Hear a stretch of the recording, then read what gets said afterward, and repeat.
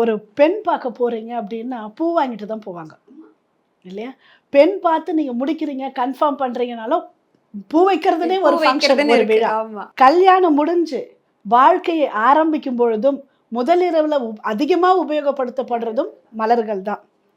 இந்த பூமியை விட்டு நாம போகும் பொழுதும் மலர்கள் போட்டு தான் நம்மள அனுப்புறாங்க. சரி, போனாலும் நம்மள விடுறது இல்ல, போட்டோல வச்சு அதுக்கும் மலர்களை போட்டுறாங்க. அப்ப இந்த பூமியில் வாழ்ந்தாலும் வர்றதுக்கு முன்னாலேயே அம்மா பிரெக்னண்டா இருக்கும் பொழுதே 9ஆம் மாசம் சீமந்தத்துக்கு பூக்களால தான் பண்றாங்க. நிறைய வளையல் போட்டாலும் பூக்கள் பிரதானமா இடம் பெறுது. அப்போ மலர்கள் இல்லாம எதுவுமே இல்லை. வயசு வித்தியாசம் இல்லாம எப்படி மலர்கள் உபயோகப்படுகிறதோ, மலர் தேவதைகளும் எல்லா வயதினருக்குமானதுதான் இந்த மலர் மருத்துவம். பிறந்த குழந்தையில இருந்து நீங்க கொடுக்கலாம். இல்ல கொடுக்கறதுக்கு எனக்கு பயமா இருக்கு அப்படின்னா நீங்க மேல ஸ்கின்ல கூட தடவலாம். இல்ல ரொம்ப வயசாயிருச்சு, படுத்த படுக்கையா இருக்காங்க அப்படின்னாலும் மலர் மருந்துகளை தரலாம். இன்னொன்னு, குழந்தை பிறந்தோடனே அப்படின்னு சொல்றோம் இல்லையா?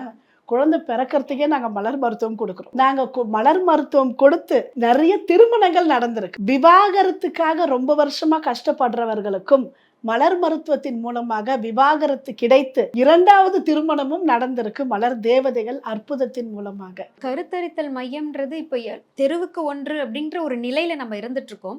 இயற்கை முறையில கருத்தரிப்பதற்கு இந்த மலர் தேவதைகளின் உதவி பெரும்பான்மையா இருக்குங்களா? நம்மளுக்கு நிறைய பேர் இருக்காங்க. மலர் தேவதைகள் மூலமாக குழந்தை பிறந்தவங்க, திருமணமானவங்க நிறைய பேர் இருக்காங்க. KBG Trips. Think holidays. Think KBG Trips. For bookings and inquiries, WhatsApp 9629911889.